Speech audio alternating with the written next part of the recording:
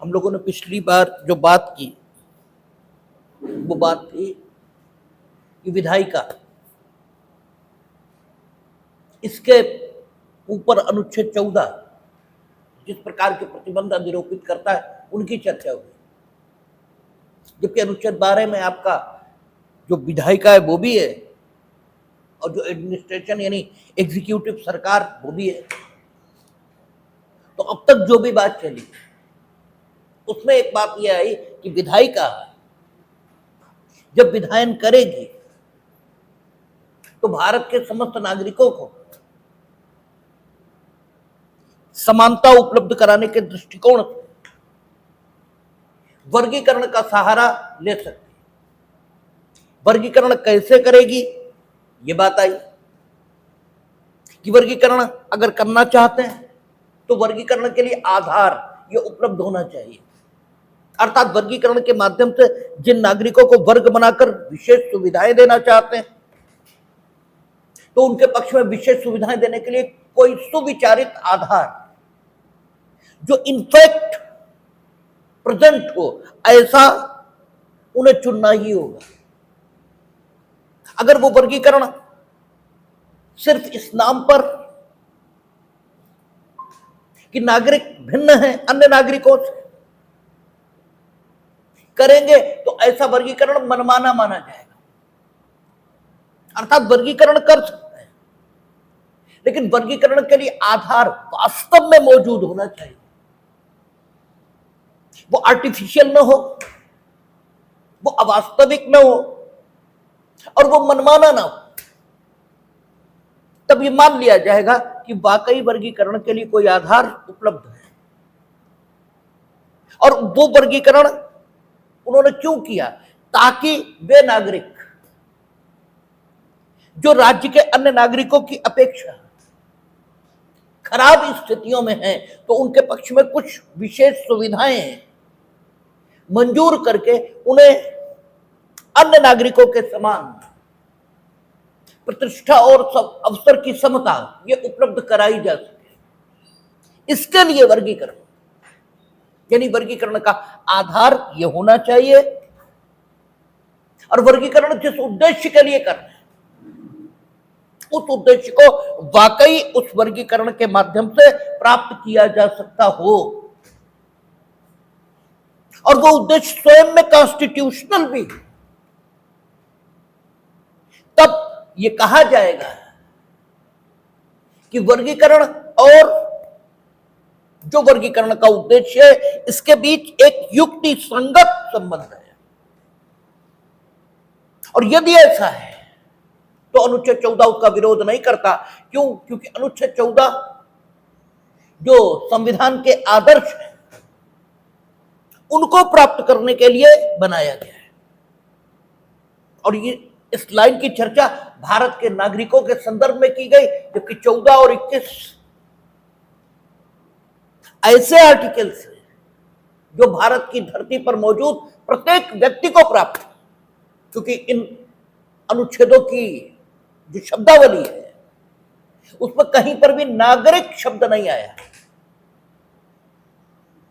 14 देखेंगे तो भारत का राज्य क्षेत्र, वो कहता भारत के संपूर्ण राज्य क्षेत्र में विधि के समक्ष समता होगी। इसका मतलब यह हुआ कि भारत के संपूर्ण राज्य क्षेत्र में जो भी होगा उसे विधि के समक्ष समता उपलब्ध रहेगी और भारत के राज्य क्षेत्र में जो भी होगा उसे विधियों का समान संरक्षण उपलब्ध रहेगा। इसी ढंग से अनुच्छेद 21 की जो शब्दावली है उस शब्दावली को जब हम देखते हैं तो क्या कहता है? प्राण और दैहिक स्वतंत्रता विधि द्वारा स्थापित प्रक्रिया के बिना ली नहीं जाएगी, अर्थात किसी को भी उससे वंचित नहीं किया जाएगा। तो ये किसी के भी साथ नहीं होगा, चाहे वो स्वदेशी है विदेशी है, इससे मतलब नहीं। और जो प्राण की स्वतंत्रता की व्याख्या है, जो दैहिक स्वतंत्रता की व्याख्या है, वो भारत के नागरिकों के लिए और विदेशियों के लिए अलग अलग नहीं है। सबके लिए प्राण की स्वतंत्रता और दैहिक स्वतंत्रता अनुच्छेद 21 के संदर्भों में एक ही मानी गई। और प्राण की स्वतंत्रता वहां सिर्फ जीवन न लेने तक सीमित नहीं है। जब हम लोग अनुच्छेद 21 देखेंगे तो प्राण की स्वतंत्रता के अर्थ,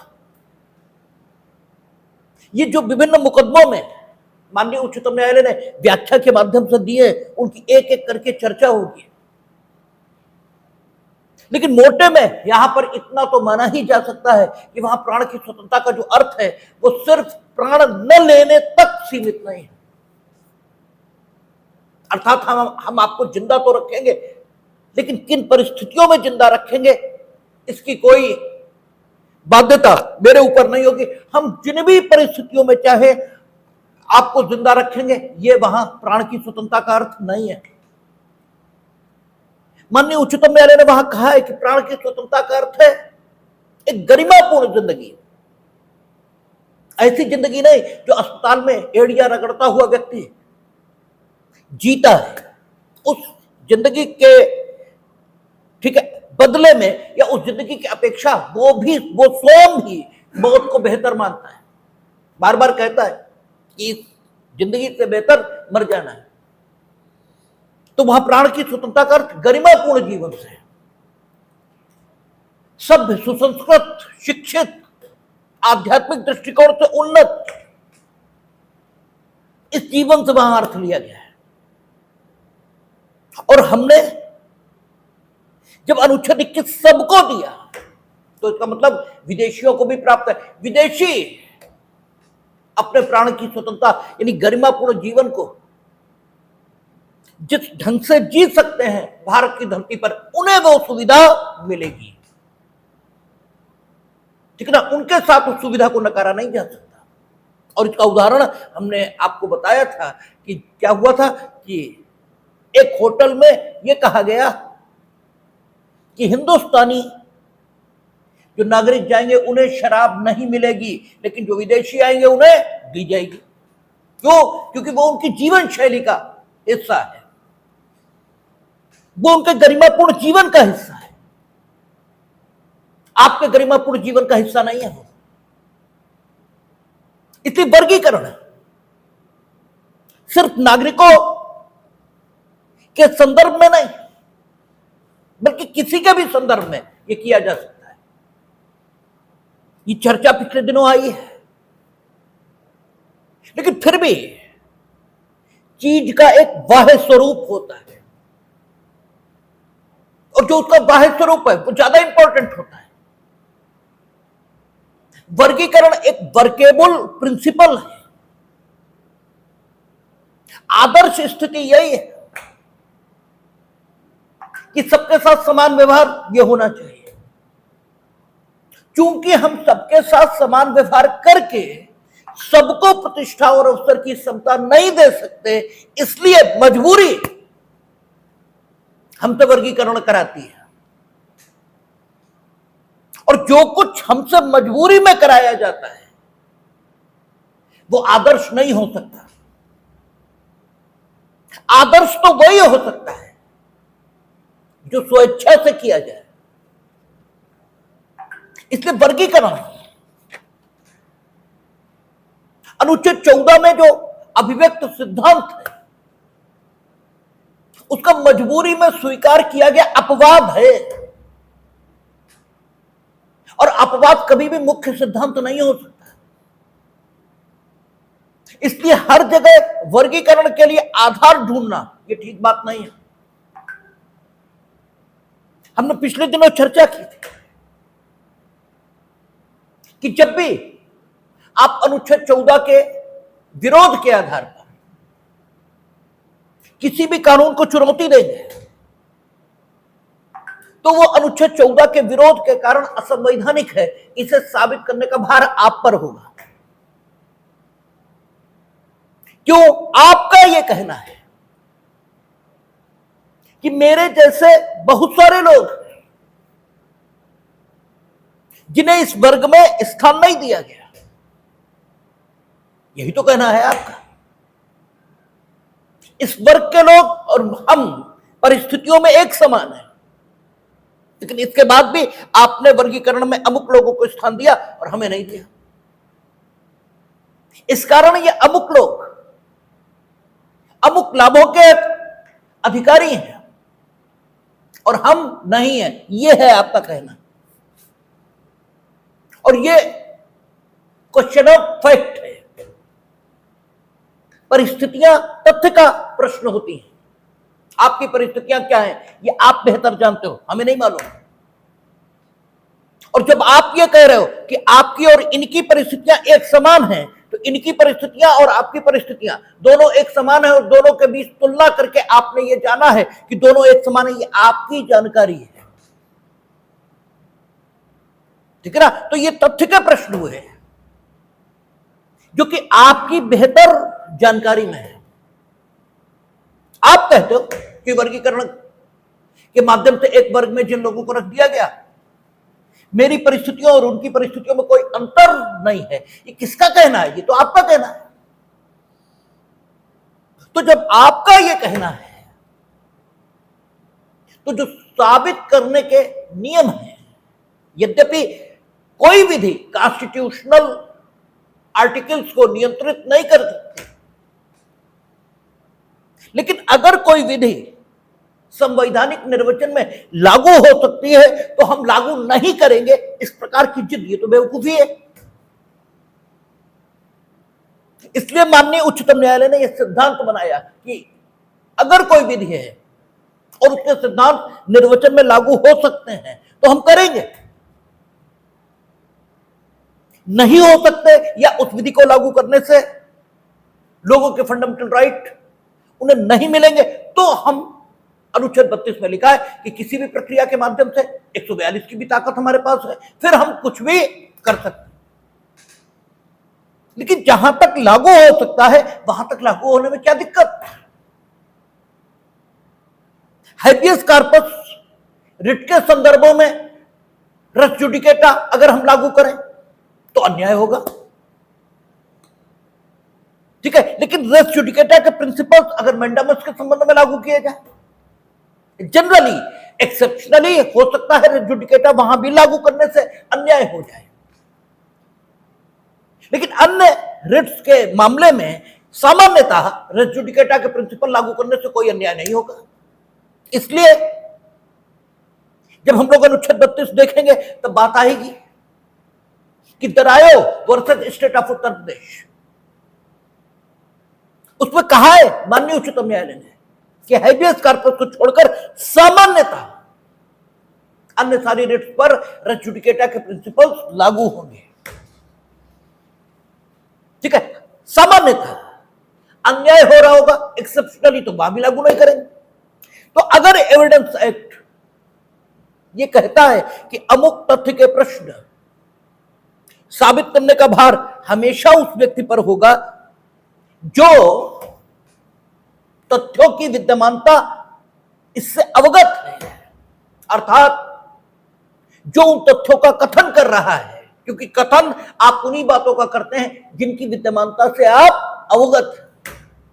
केवल पागल है जो उन तथ्यों का कथन करता है जिनकी विद्यमानता से वो अवगत नहीं है,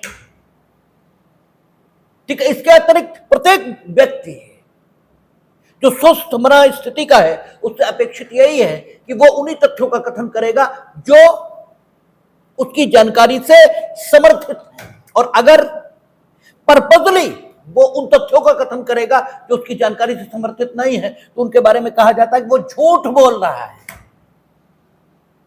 झूठ बोलने का उद्देश्य कुछ भी हो, चाहे उसकी आदतन झूठ बोलने की आदत हो, यानी सामान्य भाषा में कहे तो वो गप्पी हो, अफवाहें फैलाता हो, और चाहे उसका कोई षड्यंत्र हो झूठ बोलने के पीछे, लेकिन वो झूठ बोल रहा है। तो जब आप ये कह रहे हो कि मेरी परिस्थितियां और इनकी परिस्थितियां एक जैसी हैं, इसका मतलब ही हो गया कि परिस्थितियां जो तथ्य का प्रश्न है उनकी तुलना करके आपने जान लिया है कि वे एक जैसी हैं, तब ये तथ्य के प्रश्न हो गए। और जो भारतीय साक्ष्य अधिनियम है उसके प्रिंसिपल्स ये कहते हैं, और वे प्रिंसिपल्स यहां लागू होने योग्य हैं कि तथ्य के प्रश्न जिनकी जानकारी में होंगे उस व्यक्ति पर उन तथ्य के प्रश्नों की विद्यमानता अर्थात उनको साबित करने का भार होगा। आप आगे भी देखते हैं, वो कहता है जब कोई विशेष तथ्य है तो साबित करने का भार उस पर होगा जो उस तथ्य को विशेष कहता है। जब कोई तथ्य एक विशेष पक्ष की ही जानकारी में हो सकता है, दूसरे की जानकारी में हो ही नहीं सकता, तो उसे साबित करने का भार उस पर होगा जिसकी जानकारी में वो हो सकता है। तो एक सुविधा का सवाल है, ये कोई नाक का सवाल है ही नहीं। कानून कहीं भी नाक के प्रश्न को लेकर अधिनियमित नहीं है। कानून हर जगह सुविधा और जरूरत इन आधारों पर खड़ा है। तो सुविधा क्या और जरूरत क्या, इसके आधार पर कानून इनेक्ट होता है। तो तथ्य का प्रश्न है, तो कॉन्स्टिट्यूशनलिटी जब भी आप 14 के आधार पर चैलेंज करेंगे तो it is you who must show कि कोई और भी लोग हैं जिन्हें इस वर्ग में स्थान मिलना चाहिए था लेकिन नहीं दिया गया, अर्थात विधियों का समान संरक्षण उपलब्ध नहीं हुआ। ठीक है, वर्गीकरण ठीक नहीं है, जो उसे साबित करना पड़ेगा। ये तो हुई सिद्धांत की बात, लेकिन व्यवहार में हम लोगों ने देखा था कि न्यायालय येन केन प्रकारेण, आपकी किताबों में सैकड़ों उदाहरण लिखे हैं, उन सारे उदाहरणों की चर्चा हो भी नहीं सकती और करना श्रेयस्कर और योग्य भी नहीं है। बात प्रिंसिपल्स की जाती है, बात उनको समझाया जाता है, उदाहरण तो सिर्फ प्रिंसिपल को स्पष्ट करते हैं। तो सारे उदाहरणों की चर्चा नहीं हो सकती, लेकिन आप सारे उदाहरण देखेंगे तो आप देखेंगे कि येन केन प्रकारेण कैसे भी अनुच्छेद 14 के आधार पर चुनौती मिलने की दशा में न्यायालय यह साबित करने पर लगा रहता है कि वर्गीकरण युक्ति संगत है। ठीक है, इवन कभी तो ज्योग्राफिकल कंडीशन यानी भौगोलिक स्थितियां, वो कहते हैं उनकी भौगोलिक स्थिति ऐसी है जिसकी वजह से वे आपके समान श्रम कर ही नहीं सकते, या आपके समान उन्हें समय किसी विशेष काम को करने के लिए उपलब्ध हो ही नहीं सकता। कभी भौगोलिक स्थिति, कभी आर्थिक स्थिति, कभी शैक्षिक स्थिति, कभी सामाजिक स्थिति, इवन यहां तक कि ऐतिहासिक जो स्थिति है उसको भी क्या किया है कि विधियों को संवैधानिक करने में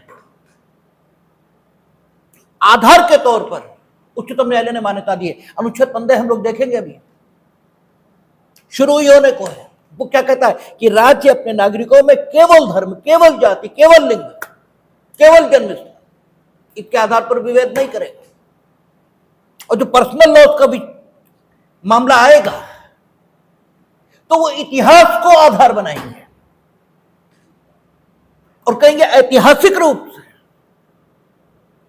नागरिक इस प्रकार की विधियों से शासित होते आए हैं, इसलिए ऐतिहासिक तौर पर ये एक वर्ग होने के लायक है और इनको इस विधियों से शासित होने दिया जाए तो भी अनुच्छेद 14 में कोई व्यवधान उत्पन्न नहीं होता। यानी येन केन प्रकारेण वो लेजिस्लेटिव एक्ट को चाहे ठीक ठहराने पर लगे। और इस प्रवृत्ति के विरुद्ध भी उच्चतम न्यायालय ने वार्निंग्स दी। स्वयं उच्चतम न्यायालय ही ऐसा कर रहा है और स्वयं उच्चतम न्यायालय ही वार्निंग भी दे रहा है। ठीक है, क्योंकि उच्चतम न्यायालय किसी एक न्यायाधीश से मिलकर नहीं बनता। उच्चतम न्यायालय में विभिन्न प्रकार के न्यायाधीश, विभिन्न मानसिकताओं के लोग, और वहां जो रिटायरमेंट दो कंसीडरेशन है उच्चतम न्यायालय के संबंध में। एक कंसीडरेशन यह भी कहता है व्यक्ति जैसे जैसे एक फील्ड में बना रहता है, आगे बढ़ता है, वैसे वैसे उसका अनुभव भी उस फील्ड में बढ़ता जाता है। तो न्यायाधीश लाइफ लॉन्ग न्यायाधीश होने चाहिए, और लाइफ लॉन्ग न भी हो तो भी बहुत लंबे समय तक, यानी उनकी रिटायरमेंट एज बहुत ज्यादा होनी चाहिए। एक प्रिंसिपल यह भी कहता है, क्योंकि जब तक वो कॉन्स्टिट्यूशन जैसे गंभीर विषय का अर्थान्वयन करने की स्थिति में आते हैं, अर्थात उच्च न्यायालय या उच्चतम न्यायालय के न्यायाधीश बनते हैं, और उच्च न्यायालय को भले ही संवैधानिक प्रावधानों की व्याख्या करने का हक प्राप्त हो, लेकिन फिर भी ऐसा बहुत कम होता है कि उच्चतम न्यायालय को छोड़कर कोई उच्च न्यायालय नवीन सिद्धांत दे। ऐसा बहुत कम होता है। जब महत्वपूर्ण मामला होता है कॉन्स्टिट्यूशनल इंटरप्रिटेशन से संबंधित, तो वहीं पहुंच जाता है। तो उस भूमिका में जब तक व्यक्ति आ पाता है, तब तक उसकी नौकरी साल 2 साल की ही बची होती है। तो एक एक्सपीरियंस जज हम जब तक निर्मित कर पाते हैं, तब तक उसके रिटायरमेंट का समय आ जाता है। तो इसलिए एक विचार यह भी है कि क्या होना चाहिए, या तो लाइफ लॉन्ग या बहुत लंबी उम्र रिटायरमेंट के लिए रखनी चाहिए। हालांकि पर्सनली हम इसके विरोधी हैं। वैसे ही है, सिर्फ 10-20 परिवारों के पास जज बनने का हक है सुप्रीम कोर्ट में, और तुम जिंदगी भर के लिए उन्हें बना दो। ठीक है, हम तो पर्सनली खिलाफ हैं इस बात के। और आपने मेरी प्रतिभा देखी ही कब? आप तो उन्हीं की प्रतिभा देख रहे हो ना, 20 उन्हीं में से बैठा लो लगातार। आप राजनीतिक विरोध छोड़ दें, इसके बाद बताएं कि मोदी कौन सा जवाहरलाल नेहरू से कम है? भाई जवाहरलाल नेहरू तो स्वतंत्रता मिली थी, न तो फेसबुक था ना व्हाट्सएप था, अखबार भी उन्हीं के मित्रों के हाथ में था, तब 3 बार चुनाव जीते। और 3 बार जीते भी नहीं, एक बार तो जब भाई चुनाव तो पहले 1951 में हुआ, इस कॉन्स्टिट्यूशन के अस्तित्व में आने के बाद। प्राइम मिनिस्टर तो 15 अगस्त 1947 को हो गए, 15 अगस्त 1947 को प्राइम मिनिस्टर हो गए। चुनाव तो पहले 1951 में हुआ, जब संविधान अस्तित्व में आ गया। तो जीते तो 2 ही। ठीक है, और इतिहास का हमें बहुत अध्ययन नहीं, हो सकता 3 भी जीत गए, तो 3 तो वो भी जीत गए, और वो भी 6 में जीत गए, जब लाखों विरोधी उनके हो रहे थे। ठीक है, अब आप दूसरे को मौका ही न दें, तो फिर आप ही आप हैं, फिर तो आप ही आप काबिल हैं। तो जब सुप्रीम कोर्ट हम पहुंच ही नहीं पाएंगे कॉलेजियम के कारण, तो आप ही काबिल दिखाई देंगे। हम जाएंगे तो हम कौन सा अर्थान्वयन नहीं कर सकते? भाई कोई भी कर सकता, हम तो, मेरा मतलब अन्य लोग, हम तो मतलब हम नहीं हैं। ठीक है, तो हम तो पर्सनली इस विचार के खिलाफ हैं कि नहीं, तो वैसे भी बीसी लोग नियुक्त हो रहे हैं। संजीव खन्ना, उनके पिताजी एचआर खन्ना, उनके दादा परदादा वो सब जज ही थे सुप्रीम कोर्ट के। मार्कंडे कार्जून जज, उनके पिताजी जज, उनके दादा जज, और उनके परदादा जवाहरलाल नेहरू मंत्रिमंडल मंत्री। ये है, ठीक है ना। चंद्रचूड़ जज, उनके पिताजी जज, उनके दादा जज, अब हो सकता लड़का भी हो जाए। ठीक है, तो ये तो हम तो इसके खिलाफ है, लेकिन फिर भी ये एक विचार है कि ऐसा किया जाना चाहिए, क्योंकि जब तक वो एक्सपीरियंस होकर आएंगे। लेकिन इसका पलट दूसरा विचार भी है कि आदमी अपनी मान्यताओं के साथ लगातार परिपक्व होता जाता ही नहीं, उसके साथ उसकी मान्यताएं भी परिपक्व होती जाती हैं, और फिर वो नए विचार को ग्रहण करने में अक्षम हो जाता है। जबकि कंटेम्पररी सोशल नीड्स लगातार बदलती है, सामाजिक आवश्यकताएं लगातार बदलेंगी, इसलिए जो नवीन रक्त है, जो नए लोग हैं, उन्हें भी आना चाहिए, नहीं तो एक जैसा विचार चलने लगेगा। इसलिए रिटायरमेंट एज होनी चाहिए, और बहुत जल्दी भी नहीं और बहुत लंबी भी नहीं, एक एवरेज ली जानी चाहिए। और उसी के नाते 62 शायद सुप्रीम कोर्ट, या 62 या 65 ऐसे है, वो एज निर्धारित की गई है कि उसके बाद रिटायर। तो चूंकि नवीन विचार भी आता रहता है सुप्रीम कोर्ट में, और वे जस्टिस भी जस्टिस ही हैं, इसलिए उन्होंने यह मत दिया है कि ये ठीक है कि वर्गीकरण क्लासिफिकेशन किया जा सकता है, but it is a exception. ये मजबूरी में स्वीकार की गई बात है, इसके बिना चल नहीं पा रहा, इसलिए हमने स्वीकार किया है। ये सामान्य नियम नहीं हो सकता। और आपने ये जो वृत्ति अपनाई है कि हर मामले में जब शिकायत हो तो आप कोई ना कोई आधार वर्गीकरण के लिए खोज लें। आपने ये तक कह दिया कि अगर ऑब्जेक्ट एंड रीजंस में उन्होंने ये नहीं बताया कि वर्गीकरण का आधार क्या है, तो भी हम उद्देशिका, टाइटल, शीर्षक जो अधिनियम का है, अधिनियम की प्रस्तावना, पार्लियामेंट्री डिबेट्स, इवन यहां तक कि वो एक्ट जिस समय पास किया गया उस समय जो परिस्थितियां चल रही थी उनको ध्यान में लेकर भी ये घोषणा कर सकते हैं कि वर्गीकरण ठीक किया गया है। ये जो आपकी वृत्ति है ये तो अनुच्छेद 14 को ही खत्म कर देगी।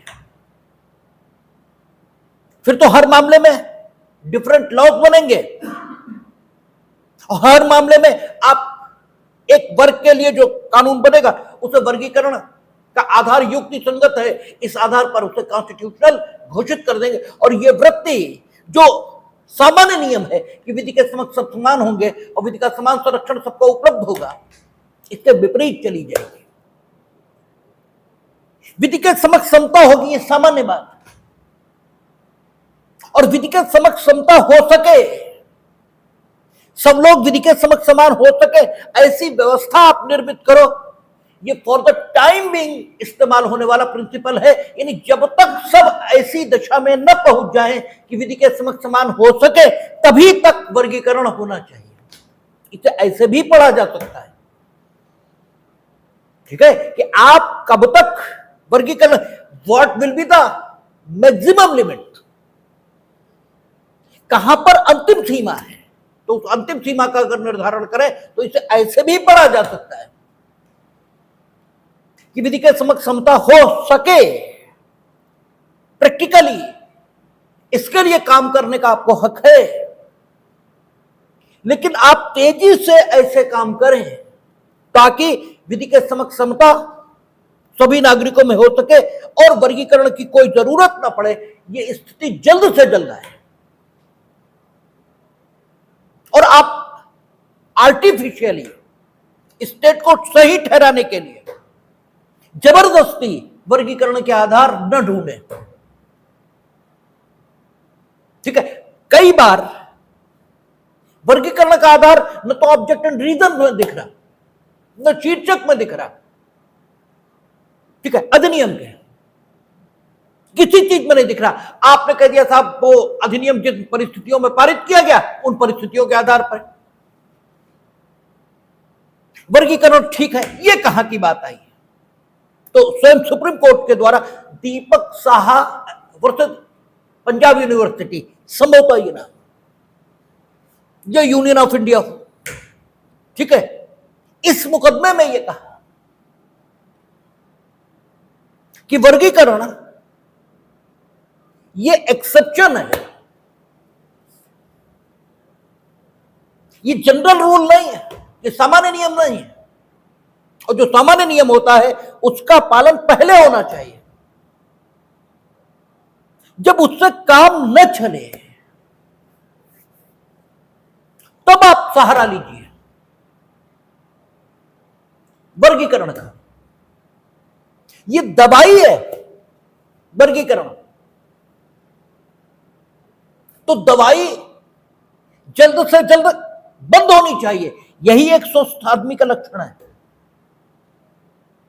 स्वस्थ रहने के लिए योग, कसरत, व्यायाम ये सब बताया जाता है। यह भी बड़ी गलतफहमी है। योग दवा नहीं है। आप बीमार हो गए तब तो दवा ही लेनी होगी। जैसे कुछ बेवकूफ टाइप के पोस्टर लिखते रहते हैं। एक तो मूर्ख के पास सबसे बड़ी दिक्कत यह है कि समझ नहीं है। अच्छा, एक चीज और समझ ले, ज्ञान और समझ ये दो अलग अलग बातें हैं, ये एक बात नहीं है। ज्ञानी नासमझ हो सकता है और जो समझदार है वो आवश्यक रूप से ज्ञानी होगा। ज्ञान समझ कब बनती है? ज्ञान समझ तब बनेगी जब ज्ञान को आप अपने अनुभव से, ठीक है, चेक कर लेंगे और आपका ज्ञान आपके अनुभव से प्रयोग किए जाने पर सत्य सिद्ध होगा, तब वो ज्ञान आपकी समझ बन जाएगा।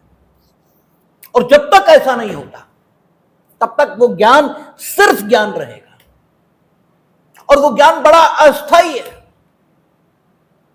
कोई भी थोड़ा तर्कशील मनुष्य अगर आकर अपने तर्कों से आपके ज्ञान को गलत साबित कर दे तो आप बड़ी आसानी से उसके फॉलोअर हो जाएंगे, भले ही आपका ज्ञान ठीक था और वो जो कह रहा वो बिल्कुल गलत है, लेकिन इसके बाद भी उसके पास अपनी बात को कहने के लिए उचित तर्क है, उसके पास अपने बात को प्रस्तुत करने का ढंग है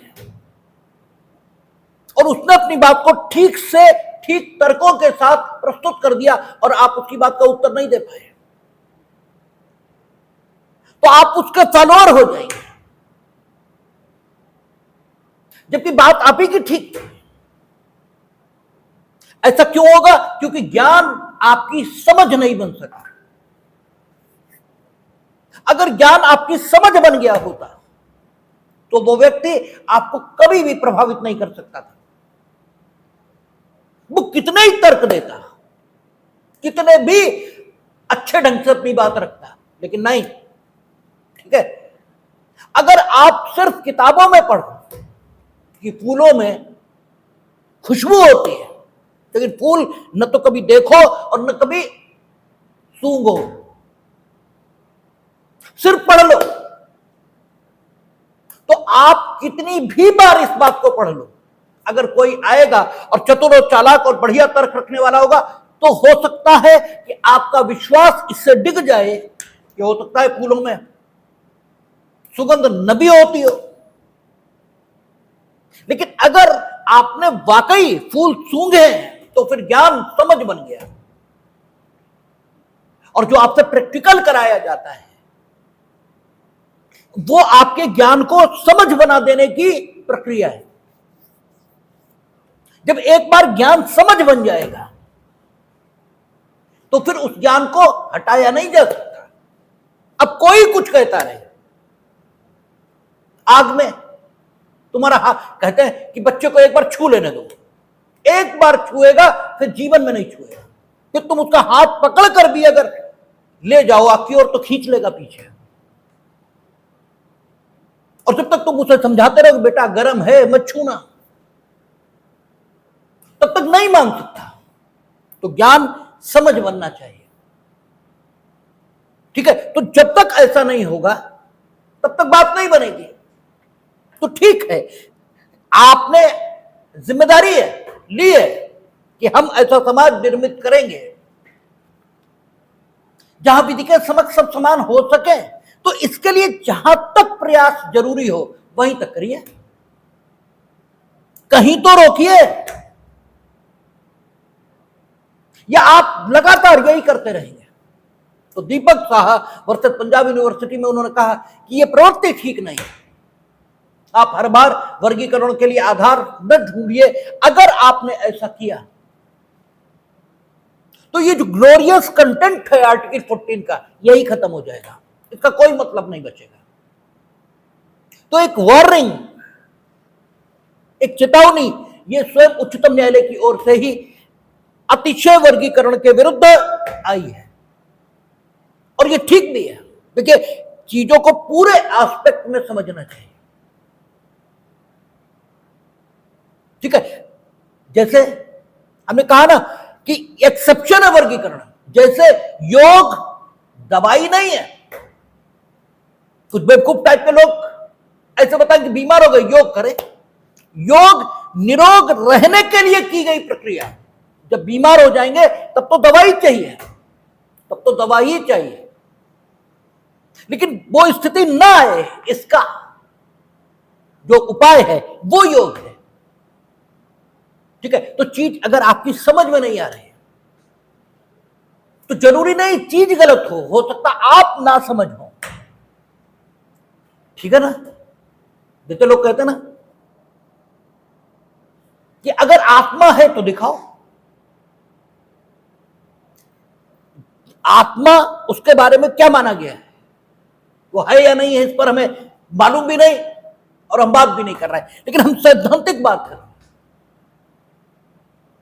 कि जो आत्मा है वो देखने वाली है। तो जो देखने वाली है वो दिख नहीं सकती। तुम्हारी आंख सब कुछ देखती है लेकिन वो अपने अंदर नहीं देखती। तुम्हारी आंख में कुछ पड़ जाता है तो इन्हें दिखाना पड़ता है, देखो जरा कुछ पड़ तो नहीं गया। तुम्हें क्यों नहीं दिख जाता है? तुम्हें खुद दिख जाए, बाकी सब कुछ दिख जाता है, क्योंकि आंख देखने वाली है। आंख में दृष्टि है। ठीक है, दृष्टि आंख में निवास कर रही है और दृष्टि देखने की क्षमता है। इसलिए वो स्वयं को नहीं देख सकती। दृष्टा अपनी दृष्टि से दृश्य को देख सकता है। दृश्य ऑब्जेक्ट है और दृष्टा सब्जेक्ट है। दृष्टा खुद को नहीं देख सकता, खुद को कैसे देख लेगा? तो जब आत्मा देखने वाली है तो वो दिखेगी कैसे? दिख तो शरीर ही सकता है। ठीक है ना? तो अगर आपकी जिद ये है कि जब तक हमें दिखेगी नहीं हम नहीं मानेंगे, तो मत मानो। दिखेगी कभी नहीं, दिख सकती नहीं। भाई सीधी सी बात है, एक चीज देखती है, ठीक है, और जो देखती है वो खुद को थोड़ी देख सकती है। खुद को कैसे देख लेगी? आपकी आंख में कुछ पड़ गया, खुद क्यों नहीं देख लेते हो? दिख ही नहीं सकता, संभव ही नहीं है। ठीक है, तो चीजों को पूरे एस्पेक्ट में समझना चाहिए। और अगर समझ में ना आए तो कभी खुद की समझ को भी दोष देना चाहिए कि हो सकता हम ना समझ हो इसलिए ना आया हो सकता सिद्धांत में कोई कमी ना हो। लेकिन हमारी अजब आदत है कि जब भी समझ में नहीं आया तो मेरा तो दोष हो ही नहीं सकता। टीचर का हो सकता है, पढ़ाने वाले का हो सकता है, किताबों का हो सकता है, विषय का हो सकता, मौसम का हो सकता, मेरा नहीं हो सकता। बस एक बात आपने तय कर रखी है, मेरा नहीं हो सकता। जबकि उलट, अगर आप पढ़ना चाहेंगे तो परिस्थितियां कुछ नहीं कर सकती, साधन कुछ नहीं कर सकते। वो माई स्ट्रगल फॉर एन एजुकेशन पूरा पाठ ही है। पैदल चला गया पढ़ने, परिस्थितियां रास्ता नहीं रोक सकी। ठीक है, बात उलट है लेकिन आपकी समझ में बिल्कुल उलट है। ठीक है, तो देखना चाहिए कि अनुच्छेद 14 जो कह रहा है वो पूरे एस्पेक्ट में समझिए। अब एक बात और, हम लोग कह रहे हैं कि ईपी रोयप्पा, ये सुप्रीम कोर्ट ने डिसाइड किया और इसमें कहा कि अनुच्छेद 14 मनमानेपन का विरोध करता है और जहां मनमानापन है वहां अनुच्छेद 14 का उल्लंघन है। और यह बात बड़ी क्रांतिकारी है। इसने अनुच्छेद 14 का एक्सटेंडेड व्यू प्रस्तुत किया है, यह हम लोग बोलते हैं। ऐसा क्यों बोलते हैं? खाली हम बोल देंगे, कॉन्स्टिट्यूशन पर लिखने वाले लोग इसे लिख देंगे, सुप्रीम कोर्ट कह देगा, सिर्फ इस आधार पर यह मान लिया जाएगा। अगर यह है तो कल सुप्रीम कोर्ट अगर कह दे तुम मूर्ख हो तो तुम मान लोगे हम मूर्ख हैं, माथे पर पट्टी चिपका के घूमने लगोगे कि हम बेवकूफ हैं। या फिर यह कहोगे कि नहीं, आपने गलत न्याय निर्णय किया है। यह भी हो सकता है कि आप जान ही ना पाए हो, यह भी हो सकता है आप समझ ना पाए हो, यह भी हो सकता है कि आपने दुराशय पूर्वक हमें मूर्ख कह दिया हो, या ये करोगे कि मान ही लोगे कि हम मूर्ख हैं। सुप्रीम कोर्ट कुछ भी कह देगा और आप मान लेंगे, तो फिर तो आप कानून की दुनिया में रहने लायक ही नहीं है। अगर ऐसा है, अगर यह है कि आप सिर्फ इस आधार पर कुछ मान लेंगे कि किसी ने कुछ कह दिया, तो फिर छोड़ दीजिए, कानून आपके लिए नहीं है। यहां युक्ति की बात चलती है या तर्क की बात चलती है? आप कुछ भी कह देंगे और मान लेंगे। उस दिन हम कहीं थे तो एक ने अपने बताया कि वो सुप्रीम कोर्ट ने ये कह दिया, तो हमने कहा सुप्रीम कोर्ट कुछ भी कह देगा बस मान लिया जाएगा।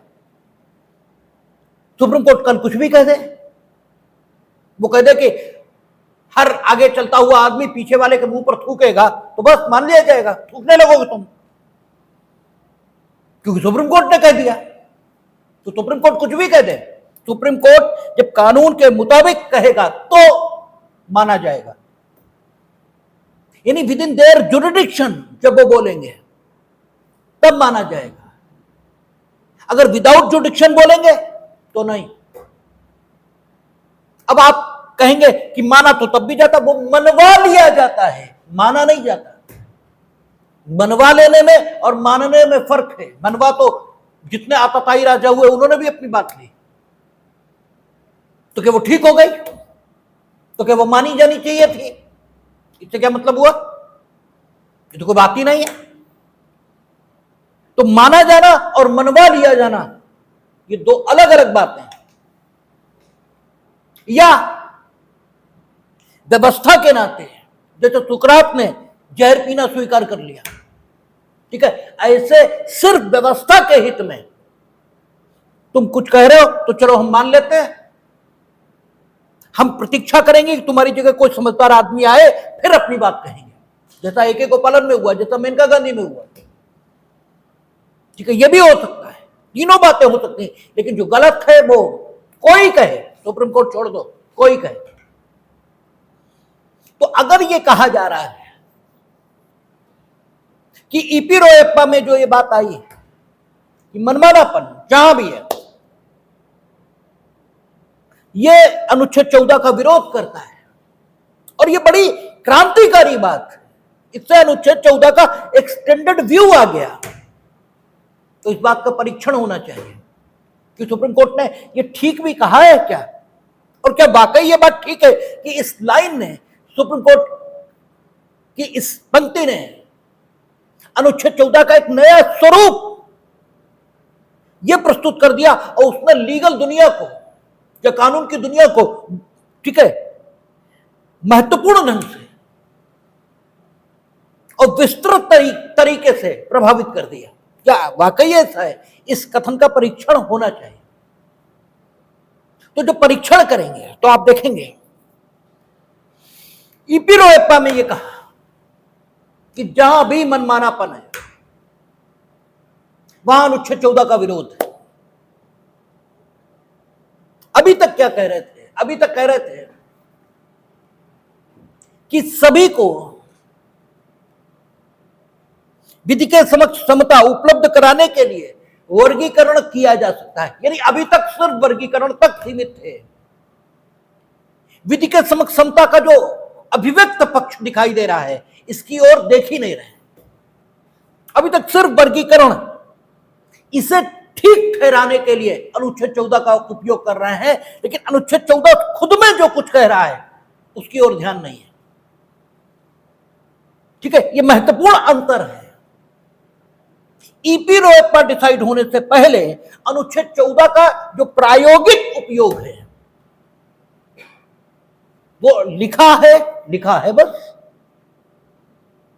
ठीक है, लेकिन उसका जो प्रैक्टिकल यूज हो रहा है, ठीक है, उसका प्रैक्टिकल यूज ये हो रहा है, जैसे आपका क्या है, चाकू है, उसका प्रैक्टिकल यूज क्या है, काटने के लिए। लेकिन कई बार होता है घरों में प्लक, उसके जो पेच होते हैं उन्हें खोलने के लिए पेचकस अगर नहीं मिला तो चाकू की नोक चूंकि वैसी ही होती है उससे खोल लेते हैं। अब तुम चाकू का उपयोग सिर्फ पेच खोलने के लिए करो और काटने के लिए करो ही ना, तो वो काहे के लिए बना? काटने के लिए। स्क्रू ड्राइवर की तरह उपयोग होने के लिए नहीं बना। ठीक है, स्क्रू ड्राइवर की तरह उसका उपयोग हो सकता है, ये एक बात है, लेकिन स्क्रू ड्राइवर की तरह उसका उपयोग होना, ये चाकू की अवधारणा के पीछे प्रेरक तत्व तो ये नहीं है, तो काटना ही है। तो ईपी रोहप्पा से पहले जो अनुच्छेद 14 के पीछे प्रेरक तत्व है, इसकी ओर ध्यान ही नहीं जा रहा है। ये सिर्फ और सिर्फ वर्गीकरण को ठीक ठहराने के लिए, प्रतिष्ठा और अवसर की समता सबको उपलब्ध हो। इसका कारण यह भी हो सकता है कि हमने नई नई स्वतंत्रता प्राप्त की थी और जो हमारे सामने स्थिति थी उसमें गरीबी, अशिक्षा, स्वास्थ्य की दशाएं, ये सब बड़ी खराब स्थितियों में थी, इसलिए सिर्फ वर्गीकरण की ओर ध्यान गया और विभिन्न नागरिकों की विभिन्न प्रकार की स्थितियों और परिस्थितियों के मद्देनजर जो अलग अलग तरीके से उनसे व्यवहार किए जाने की जरूरत थी, उसके नाते अनुच्छेद 14 का प्रायोगिक उपयोग उन नागरिकों को सुविधा और जीवन जीने योग्य अवसर उपलब्ध कराने के लिए जो विभिन्न प्रकार की विधियां बनाई गई, उन्हें संवैधानिक ठहराने के लिए अनुच्छेद 14 का प्रायोगिक उपयोग किया गया। यह एक ठीक बात हो सकता ये कंसीडरेशन रहा हो, लेकिन वही बात है कि जब पेट भर जाता है तब फिर प्रसिद्धि की चाह ये पैदा होती है, और जब प्रसिद्धि भी मिल जाती है उसके बाद ईश्वर की चाह यह उपलब्ध होती है। इसलिए कहता है God is the last luxury, ईश्वर अंतिम विलासिता है, ये शब्द कहे, और हम तो इस बात से बड़े सहमत हैं। इसीलिए शायद जितने महापुरुष हुए उनमें से आप ढूंढेंगे तो गरीब बहुत कम मिलेंगे, ज्यादातर रईस मिलेंगे। ठीक है, ज्यादातर, हम ये नहीं कह रहे, ठीक है, क्योंकि गरीब व्यक्ति के लिए तो विलासिता सिर्फ धन तक सीमित है, उससे आगे वो सोच ही नहीं सकता। आपको धन में सुख नहीं है तो गरीब भले ही, इसलिए आपकी ये बात स्वीकार कर ले क्योंकि उसके पास धन ही नहीं। ठीक है, तो कम से कम इसी से सुख प्राप्त कर ले वो कि धन में सुख नहीं है। ठीक है, जो धनी है उनके पास भी सुख नहीं, लेकिन उसका मन कभी ये नहीं मानता कि धन में सुख नहीं है, क्योंकि मन अगर ये मान रहा है तो फिर धन के पीछे वो दौड़ क्यों रहा है? उसका मन बिल्कुल नहीं मानता। धन में सुख नहीं है ये तो तभी जाना जा सकता है जब धन हो, और जब धन होगा और सुख नहीं होगा तब ये बात समझ बनेगी। अभी ज्ञान है, ठीक है, कि धन में सुख नहीं है, तो समझ और ज्ञान इसके बीच फर्क है। ज्ञानी नासमझ हो सकता है और नासमझ ज्ञानी न हो, वो सॉरी समझदार ज्ञानी न हो, यह संभव नहीं है। समझदार तो ज्ञानी होगा ही, क्योंकि उसने जो कुछ जाना है वो अनुभव सिद्ध है, अब उसे डिगाया नहीं जा सकता। ठीक है, तो स्थिति यह है कि अब ईपी रोहप्पा, इस पर सुप्रीम कोर्ट ने काम करना शुरू किया और उन्होंने कहा कि वर्गीकरण ये तो एक उपयोग है, इसके माध्यम से आप क्या कर रहे हैं? जो वंचित वर्ग है उसके पक्ष में विशेष सुविधाएं। वंचित तो किस कारण से है? अपनी शैक्षिक दशा के कारण है, अपनी भौगोलिक स्थिति के कारण है, अपनी परिस्थितियों के कारण है, लेकिन वंचित है, इसलिए उसके पक्ष में अगर कुछ विशेष सुविधाएं देकर प्रतिष्ठा और अवसर की समता ये उपलब्ध कराई जा रही है, तो अनुच्छेद 14 का जो शब्द है कि विधि के समक्ष समता होगी, इसका एक पहलू यह है कि आपकी यह जिम्मेदारी है कि आप ये प्रयास करो कि विधि के समक्ष समता हो सके। इस नाते ये वर्गीकरण ठीक है, ये ठहराने के लिए, ये सिद्ध करने के लिए अनुच्छेद 14 का उपयोग होता रहा। लेकिन जो प्राइमरी तौर से पढ़ने पर बात आती है वो ये कि विधि के समक्ष समता होगी, और विधि के समक्ष समता कैसे हो सकती है? यदि किसी के पास मनमानी शक्तियां हैं, कैसे हो सकती है? मनमानी शक्तियों का मतलब ही यह हुआ कि हमने एक का पक्ष लिया, और एक का पक्ष हमने लिया, इसी में यह अंतर्निहित है कि दूसरा उन्हीं स्थितियों में था तभी तो हमने पक्ष लिया, ये कहा जाएगा। अगर दूसरा उन्हीं स्थितियों में नहीं था तो फिर हमने पक्ष लिया एक का, ये कहा ही कैसे जा सकता है? ये कहा ही नहीं जा सकता। ठीक है, हमने एक का पक्ष लिया, इसका मतलब ही है कि दोनों बिल्कुल समान आधार पर खड़े थे, अन्यथा यह कहना असंभव है कि हमने एक का पक्ष लिया। फिर तो हमने योग्य को चुना है, अयोग्य को ठुकराया है, और यह तो नीति है, तो होना ही चाहिए। योग्यता अयोग्यता निश्चित रूप से भगवान की देन है, और इसके कारण से यह नहीं होता कि अयोग्य घृणित है, ठीक है, क्योंकि उसमें भी ईश्वर का ही वास है। कोई योग्य है तो ईश्वर योग्य है, कोई अयोग्य है तो ईश्वर अयोग्य है। लेकिन यहां कानून की बात चल रही है, और कानून सामाजिक व्यवस्था को चलाने के लिए होता है, वो आध्यात्मिक जगत की चीज नहीं है। ठीक है, और सामाजिक व्यवस्था आदर्श नहीं होती है। जैसे हमने एक बार और कहा था कि नैतिक व्यक्ति आदर्श नहीं होता, क्योंकि नैतिक और दुष्ट इसमें बहुत फर्क नहीं है, बल्कि कुछ अर्थों में देखेंगे तो दुष्ट ज्यादा ठीक है, ये नैतिक ज्यादा नीच है, क्योंकि नैतिक अंदर से उतना ही दुष्ट है जितना ये दुष्ट है। दुष्ट अंदर और बाहर दोनों जगह दुष्टी है, और ये नैतिक अंदर से तो बेहद दुष्ट है, ऊपर ऊपर इसने सज्जनता ओढ़ रखी। ये कहता है कि हम दूसरों की मदद इसलिए करें क्योंकि ईश्वर मेरी करेगा। इसके अंदर दूसरों की मदद करने का कोई जज्बा नहीं है। ये किसी को कुछ दान देना नहीं चाहता, ये तो इसलिए दान दे रहा है क्योंकि ईश्वर के वचन इसने कहीं पढ़ लिए हैं कि तुम हमें 1 पैसा दोगे, हम तुम्हें 1000 पैसे देंगे, इसलिए दे रहा है।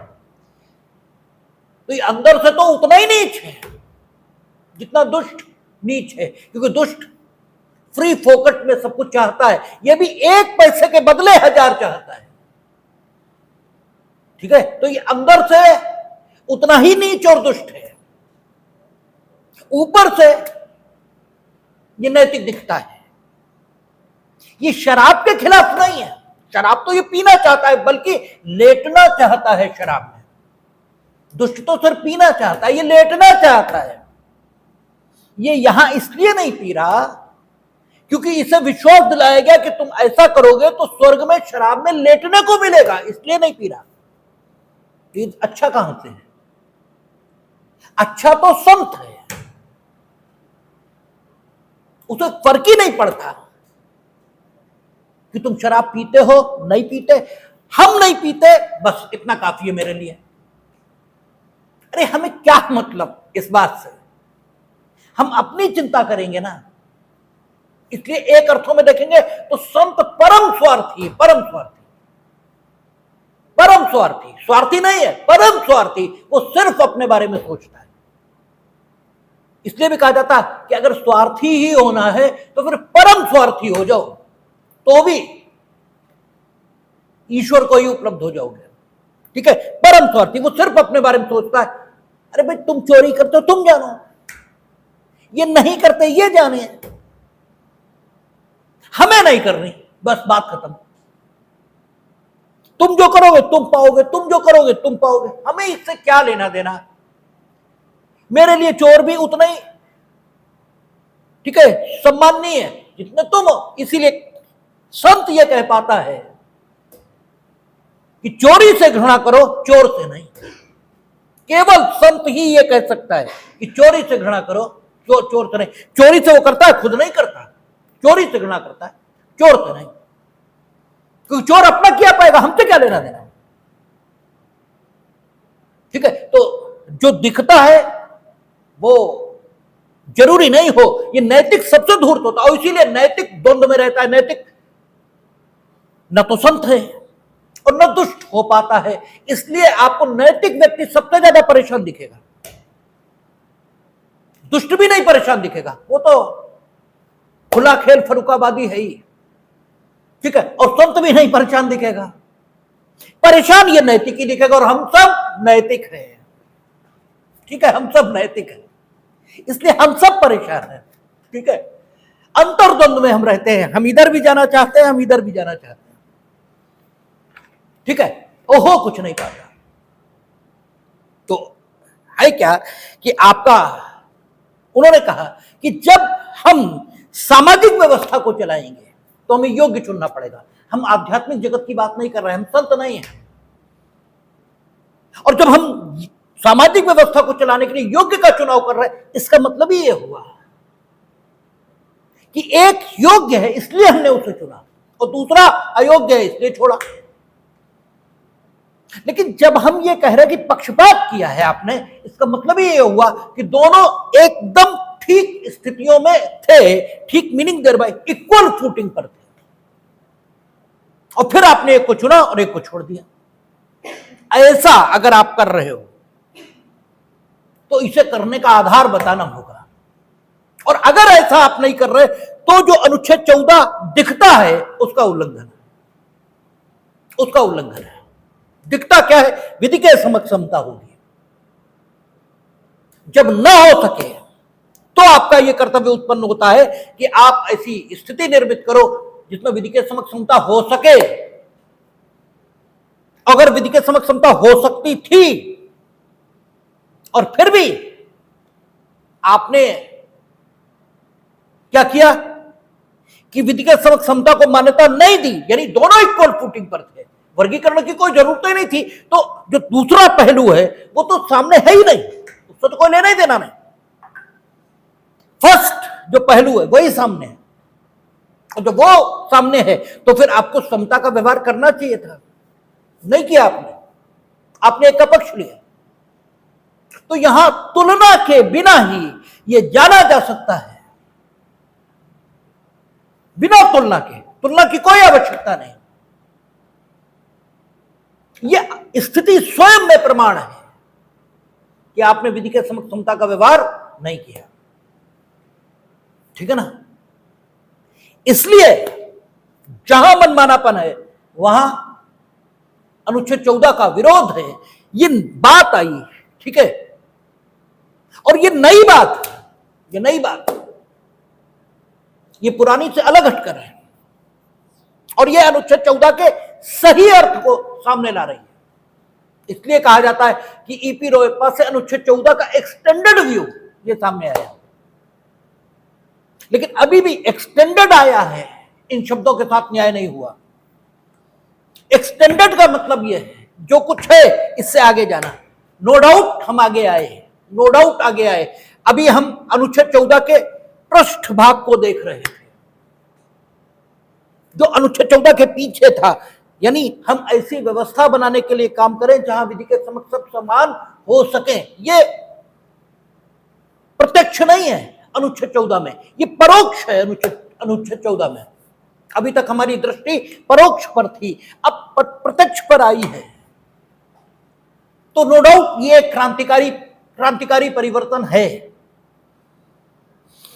लेकिन इसके बाद भी अभी यह नहीं कहा जा सकता कि एक्सटेंडेड व्यू आया है, प्रत्यक्ष पर आ गया। लेकिन इस प्रत्यक्ष के कारण जो स्थिति है, प्रत्यक्ष तो है ना, प्रत्यक्ष का मतलब क्या हुआ, जो है, और जो है इसके आधार पर जो हो सकता है उसकी ओर यात्रा, ये एक्सटेंडेड व्यू हुआ।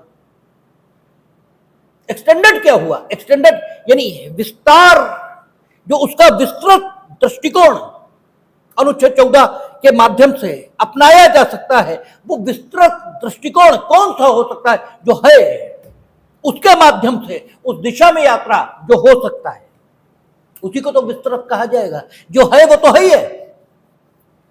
आपने अब तक नहीं पहचाना था, यह आपकी गलती थी। ठीक है, तो एक्सटेंडेड व्यू आया, यह अभी नहीं कह सकते। ईपी रोयप्पा के बाद मेनका गांधी,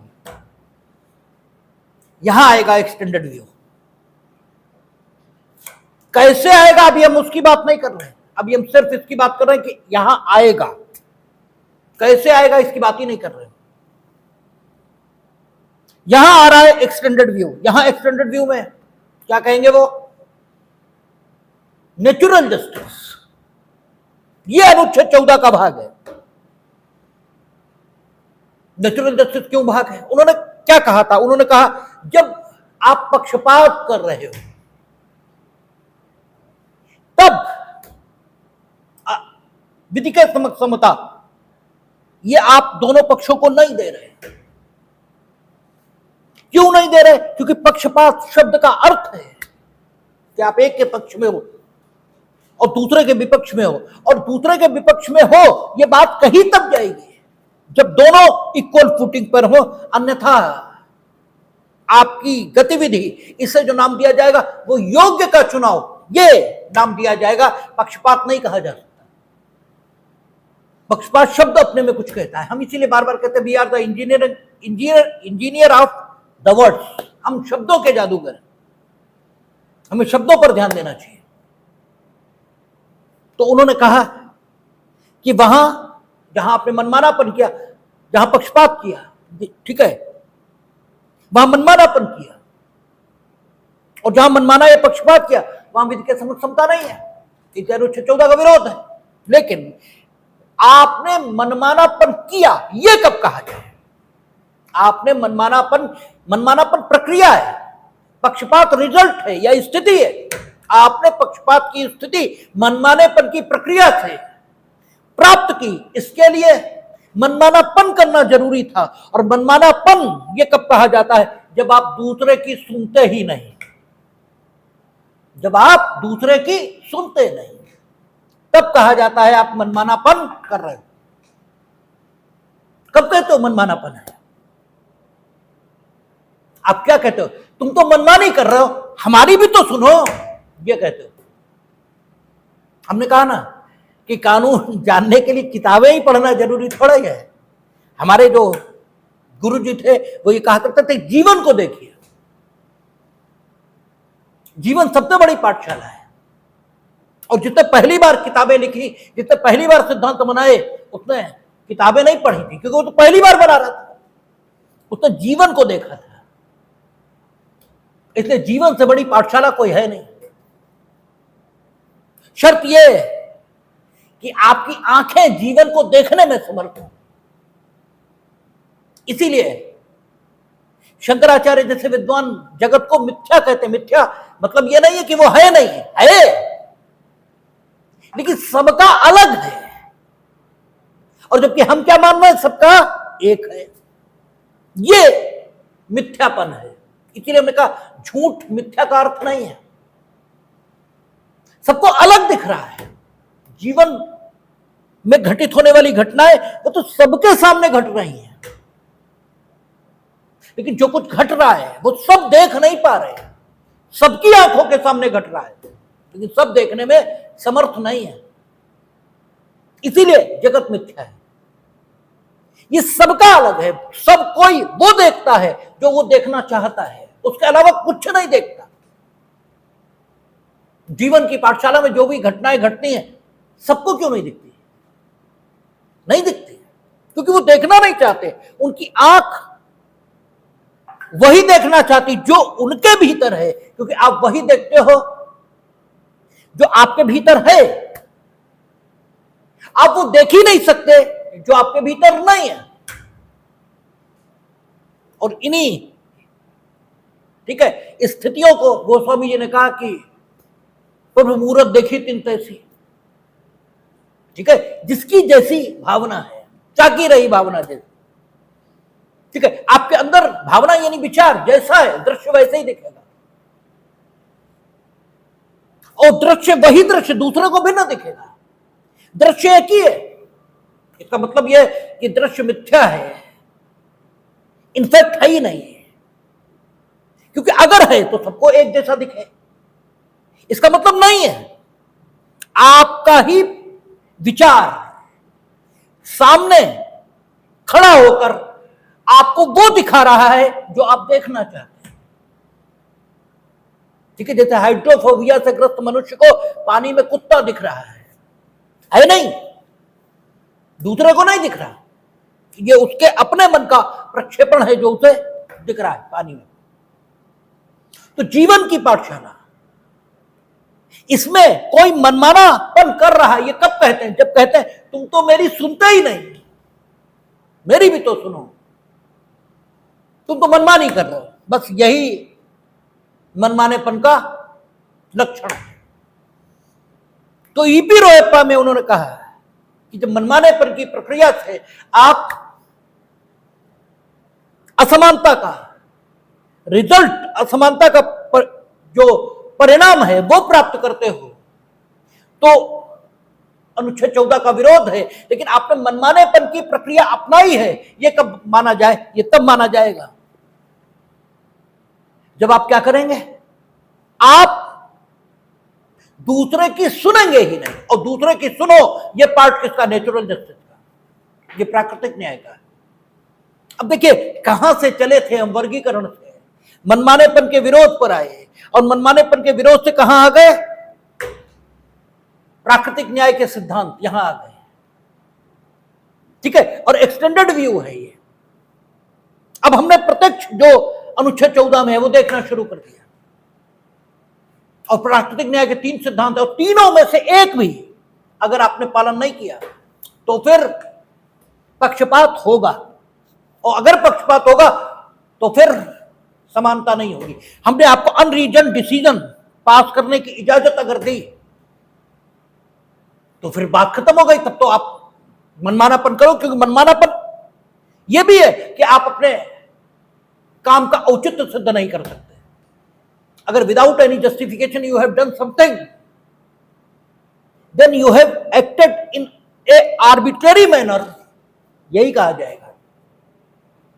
दूसरे को नहीं सुना तब तो है ही, आप खुद पक्षपात से ग्रस्त थे तब भी है। तो क्या कहा मेनका गांधी में कि स्टैट्यूट में कोई विधि हो, उसमें अगर प्राकृतिक न्याय के सिद्धांतों का समावेश नहीं भी है तो भी माना जाएगा कि प्राकृतिक न्याय के सिद्धांत समाविष्ट है। हां, अगर विधायिका ने स्पेसिफिकली ये लिखा, ठीक है, या स्पेसिफिकली ऐसा कुछ लिखा जिसका प्रभाव प्राकृतिक न्याय के सिद्धांतों को बाहर कर देना है, तो फिर बात अलग होगी। तब नहीं होगा प्राकृतिक न्याय का सिद्धांत, वहां अन्यथा होगा ही होगा। और जब ऐसी विधियां विधायिका बनाती है तो वो क्या कहलाती है? कठोर दायित्व वाली विधियां, वही कहलाते हैं कठोर कानून, और वो आतंकवादियों आदि के लिए बनाए जाते हैं। ठीक है ना, विशेष दशाओं के लिए बनते हैं। सामान्य तौर पर उन्होंने कहा प्राकृतिक न्याय के सिद्धांत ये शामिल रहेंगे। दूसरा, वचनात्मक विबंध की हमने चर्चा की थी। वचनात्मक विबंध में आप क्या करते हैं? आपने एक पॉलिसी डिक्लेयर की, उस पर दूसरे ने विश्वास किया, और आपने अकस्मात वो पॉलिसी बदल दी, इन्हें उसका लाभ दिया, हमें नहीं दे रहे आप। तो यह है तो मनमानापन, और जहां भी मनमानापन है, ठीक है, वहां पक्षपात है, और जहां पक्षपात है वहां विधि के समक्ष समता नहीं है। तो आप देखेंगे ये मनमानापन जो आया, इसने अनुच्छेद 14 का विस्तृत व्यू खोल दिया। अब बस एक बात बच रही है, अगले सप्ताह अनुच्छेद 15 शुरू करेंगे, लेकिन उससे पहले संभवतः हमें एक दिन लगेगा, और वो जरूरी है, वो सिर्फ आपके सामने ये प्रस्तुत करना कि अब तक हम लोगों ने देखा कि विधायिका इसके उपयोग का अनुच्छेद 14 रहा, वर्गीकरण का आधार देता रहा। लेकिन जब एक्सटेंडेड व्यू आया अनुच्छेद 14 का, मनमानापन, तो मनमानापन आप नहीं करेंगे, करता कौन है? एग्जीक्यूटिव। राज्य का काम कौन करता है? एग्जीक्यूटिव। अब यद्यपि ये ठीक है कि अनुच्छेद 14 हमेशा से एग्जीक्यूटिव के खिलाफ भी उपलब्ध था, क्योंकि हमेशा से अनुच्छेद 12 में केंद्र सरकार और राज्य सरकार लिखी हुई थी, लेकिन इसके बाद भी प्रायोगिक तौर पर राज्य सरकारों के विरुद्ध या केंद्र सरकार के विरुद्ध इसका उपयोग नहीं हो पा रहा था। वर्गीकरण के प्रिंसिपल के साथ इसका मैक्सिमम उपयोग विधायिका के कृत्यों के औचित्य के निर्धारण के लिए हो रहा था। लेकिन जैसे ही एक्सटेंडेड व्यू आया, वैसे ही अब ये क्या होगा, कार्यपालिकी कृत्यों के विरुद्ध भी एक प्रभावी संरक्षण ये उपलब्ध कराएगा। और अब कार्यपालिकी कृत्य भी अनुच्छेद 14 के आधार पर चेक किए जाएंगे, उनकी संवैधानिकता चेक की जाएगी, और यदि वे गैर संवैधानिक पाए गए तो जुडिशियल रिव्यू दोनों प्रकार के कार्यों का हो सकता है। न्यायिक पुनरीक्षण की प्रक्रिया के माध्यम से वे संविधान के विपरीत घोषित किए जाएंगे और उनको शून्य घोषित किया जाएगा। यानी अब एक्सटेंडेड व्यू में अनुच्छेद 14 कार्यपालिका को नियंत्रित करने का एक प्रभावी उपाय इस रूप में भी हमारे सामने आएगा।